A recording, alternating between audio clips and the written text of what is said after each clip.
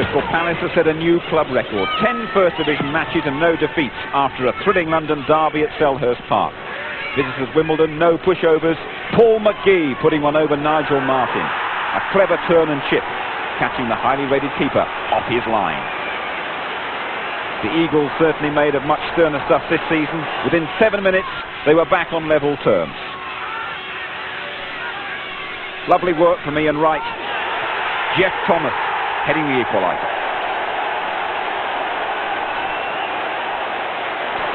In the second half, the floodgates really opened. Palace fullback John Humphrey put his side ahead, sliding the ball into the unguarded net. Sagers off his line. Humphrey, a canny acquisition from struggling Charlton. And now Palace were in the groove. They looked like scoring whenever they attacked. Best move of the game, saw them sweep the ball down across the field. Humphrey for Solarco. The knockdown by Bright for Andy Gray to fire home an emphatic first-time drive. But while the Eagles were flying up front, their defence was showing unusual signs of disrepair. And John Fashanu made them pay. Better known for his more physical endeavours near goal, the Wimbledon striker caught Martin off his line. A delicate chip back from 20 yards.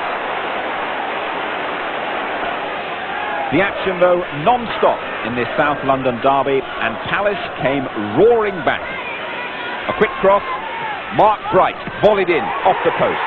4-2. Surely victory was now secure. But still, Wimbledon refused to accept that their cause was lost. Just 3 minutes left, and McGee completed an excellent afternoon's work, waltzing round Martin to peg back another goal. In the end, though, too little, too late. Palace had been tested, and once again came away with the points.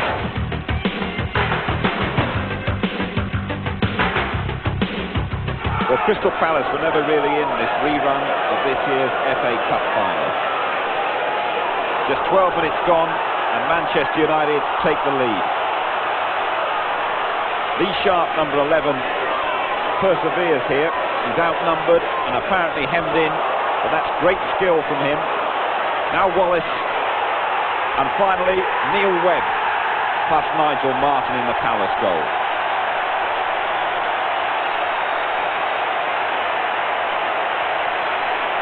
And 7 minutes later, United effectively wrapped up the match, and skipper Neil Webb very much involved once again. There's Webb, number 7, with a brilliant ball for Danny Wallace, and Wallace skips in for the second. United then follow up that superb win in midweek against Liverpool, and they end Palace's unbeaten run. Despite that first defeat of the season, Palace stayed in the top 4. What reasons did Steve Coppell give for that great start? I think the new players made a difference. Big Eric, ever since Mickey Droy, we hadn't really had a big centre-half. And I just think with Eric coming in, with his size and his stature and his pace, he's quick. I think that gave us stability. John Humphrey came in at right back and gave us that increased assurance down the right side. And Glenn Humphreys, who was struggling a little bit with Glyn Hodges, rather, who was struggling a little bit with injury at the beginning of the season, just gave us a little bit of guile and increased our effectiveness in set pieces.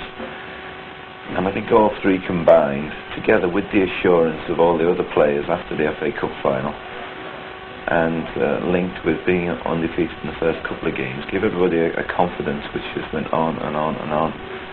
And it was unfortunate in the end that poor performance destroyed that run at Old Trafford of all places.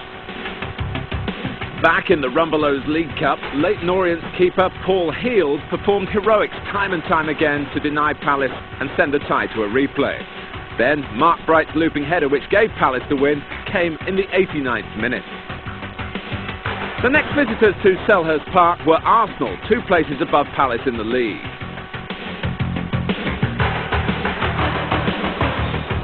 For a free kick virtually on the centre spot.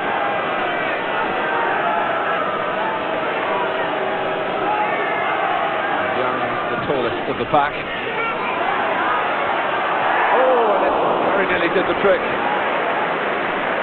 Furrowed brows there. And it didn't really matter what it came off from the Palace point of view. Any sort of touch could have led to a goal. And it was Tony Adams. Wasn't exactly guiding the ball back to his own goalkeeper, was it? Right, and Adams right at his back.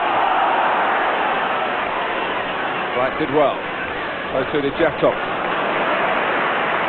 And the Crystal Palace supporters responding to that. This show of strength from the captain. David Seaman, who's not been unduly troubled in this match, has to come off his line and make a safe catch here with Messrs Barber and Wright in there. Wright. Remember, 11 years ago today, Palace beat Arsenal, the only time in the league. 1-0. Is it going to be 1-0 here? The flag is up. Salako is stopped in his tracks.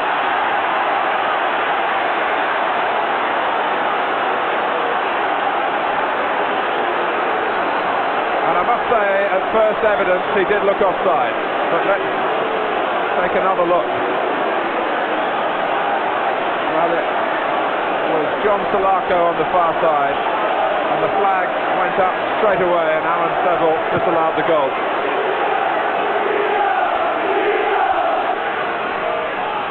O'Leary.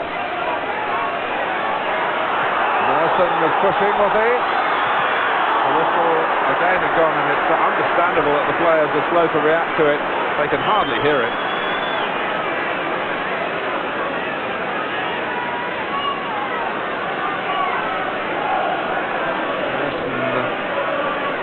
Was in that incident there. The whistle had gone by now.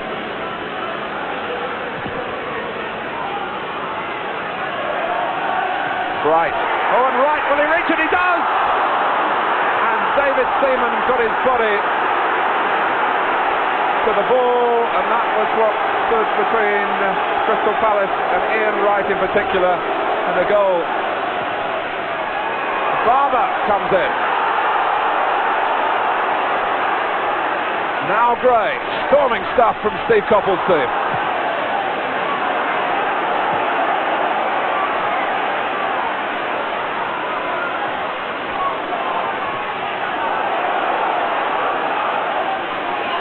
Well, Ian Wright, who is so desperate to get back as a scorer here to boost his England claims.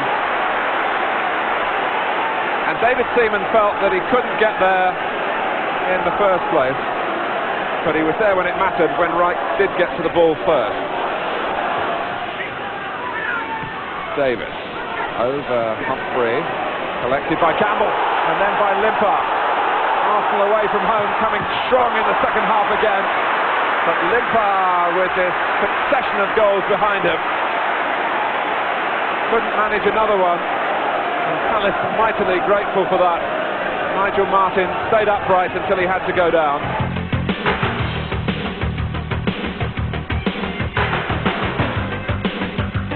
Crystal Palace hadn't scored against Queen's Park Rangers for 23 years. They had to wait an extra 23 minutes before Ian Wright's shot went in off Paul Parker. Wright's first league goal since September. Palace nearly went 2 up after the interval, and again it was Ian Wright in where it matters. Palace with Andy Gray back to form, encamping in the Rangers half. The cross in, right onto the bar, and Paul Parker here, just deflecting it over. After the interval, Rangers drew level. Roy Wegerle sets the move up, but some terrible defensive work coming in here from Crystal Palace. The England's under-21 keeper, Nigel Martyn, caught in no man's land here. Simon Barker does a good job retrieving the ball, and Wegerle this time in with his head. But Palace struck back. Eddie McGoldrick's corner flicked on by Thorne, and Ian Wright picks up his second. Palace back to their best. Only one defeat this season.